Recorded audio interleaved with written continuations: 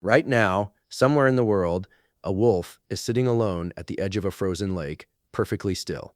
Not hunting, not sleeping, just sitting. And if you saw it, you'd probably think it was just resting. But what if it wasn't? What if that wolf was experiencing something far closer to what you feel on your worst days than anyone ever dared to admit? In 2012, a group of prominent neuroscientists signed a document that changed the scientific conversation about the inner lives of animals. So the real question isn't whether animals can feel. The question is, how much of what they experience have we misunderstood? For most of human history, the idea that an animal could experience complex emotions was treated with deep skepticism. Animals were often described as reactive creatures, capable of responding to their environment, but fundamentally different from humans in their inner lives. Then, slowly, the evidence began accumulating. A chimpanzee that stopped eating after losing a companion, an elephant that returned repeatedly to the remains of a dead member of its group, a captive parrot that repeatedly pulled out its own feathers. The old picture was becoming harder to maintain. Researchers began asking a different question. Not simply, does the animal react, but what does that reaction tell us about what is happening inside the animal? And that distinction changed the entire conversation. One of the most influential researchers to take animal emotions seriously was neuroscientist Jaak Panksepp. In his work on affective neuroscience, he identified several ancient emotional systems in mammalian brains, including systems associated with fear, seeking, care, panic, and play. These systems are deeply rooted in the mammalian nervous system and are not dependent on language or human culture. When researchers studied these systems in animals, they found something difficult to dismiss. Animals did not simply respond mechanically to their surroundings. Their brains contained organized systems associated with different emotional states, and those systems could influence behavior in remarkably complex ways. One example came from research on rats. When separated from companions, young rats produce ultrasonic vocalizations that are normally outside the range of human hearing. Researchers have studied these calls as part of the animal's distress responses, particularly during social separation.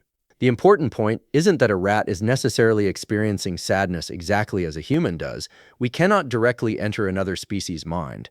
The point is that the animal's nervous system is capable of generating measurable states of distress when an important social connection is disrupted. And that same pattern appears across the animal kingdom. Elephants provide one of the most striking examples. When a member of an elephant family or social group dies, surviving elephants have been observed approaching the body, touching it with their trunks, standing beside it for extended periods, and sometimes returning to the remains later.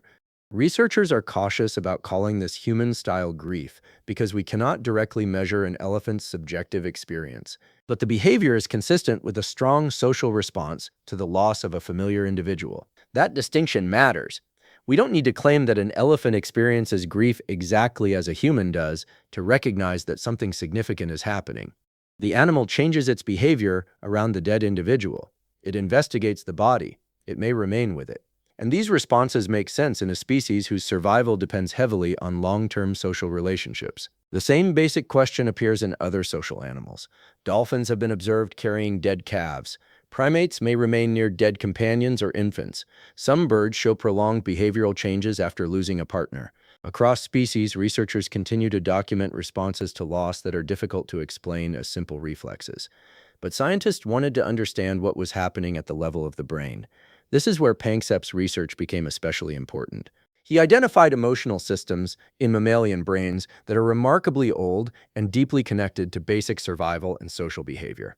Systems associated with fear, care, separation, distress, and play appear in mammals that are separated from us by enormous evolutionary distances. The implication is not that animals think exactly like humans. It is something more interesting. Some of the biological machinery involved in emotion appears to be shared across very different mammals. The underlying mechanisms may differ in complexity from species to species, but the basic architecture of emotional behavior is not exclusively human.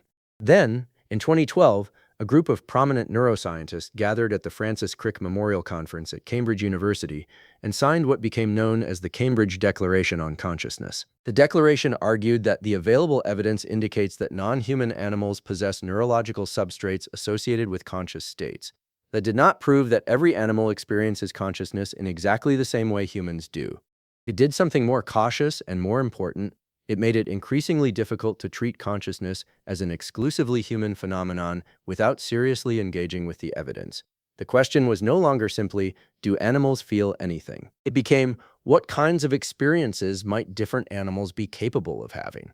And that question became especially important when scientists began studying animals living under artificial conditions. Researchers studying captive animals have long documented stereotypic behaviors, repetitive movements with no obvious practical purpose. Bears may pace back and forth along the same path. Elephants may repeatedly sway. Big cats may repeatedly circle or bite enclosure bars. Birds may pull out their own feathers. These behaviors are not automatically proof of depression or a particular human psychiatric disorder, but they can be important indicators of poor welfare, chronic stress, frustration, or an environment that does not adequately meet an animal's behavioral needs. And that distinction is crucial. An animal pacing inside an enclosure is not necessarily experiencing exactly what a human with depression experiences. But when the behavior is repetitive, persistent, and appears under conditions of restricted stimulation or limited control, researchers have strong reasons to take it seriously as a sign that something may be wrong. The same caution applies to grief. Barbara J. King, in her work on animal grief, documented behavioral responses to death across numerous species. Elephants may remain beside dead companions. Primates may carry dead infants. Social animals may search for or call for individuals who have disappeared.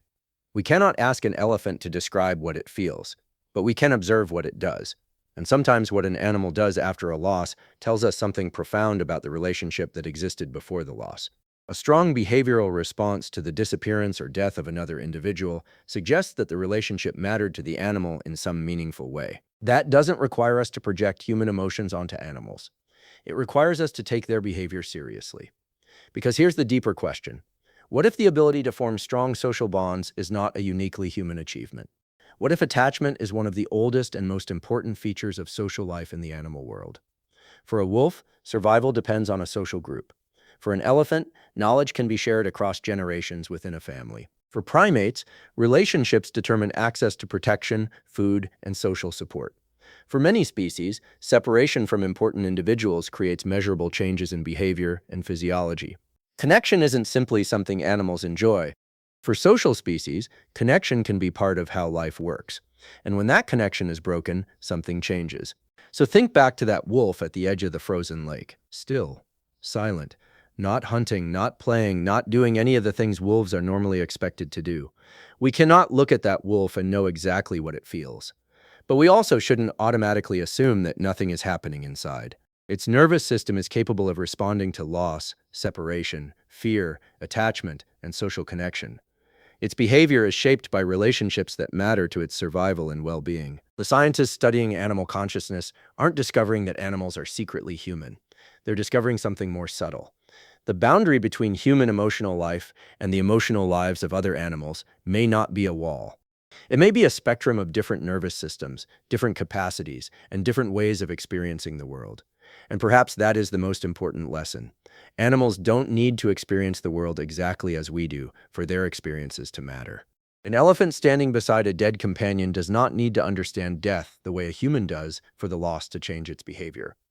A dog does not need human language to recognize distress.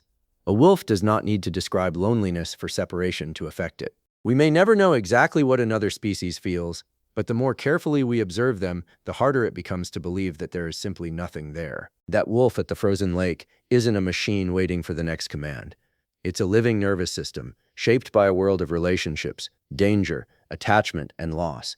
And whatever is happening inside it, one thing is becoming increasingly difficult to ignore. We are not the only animals on this planet whose lives can be changed by the loss of someone they care about.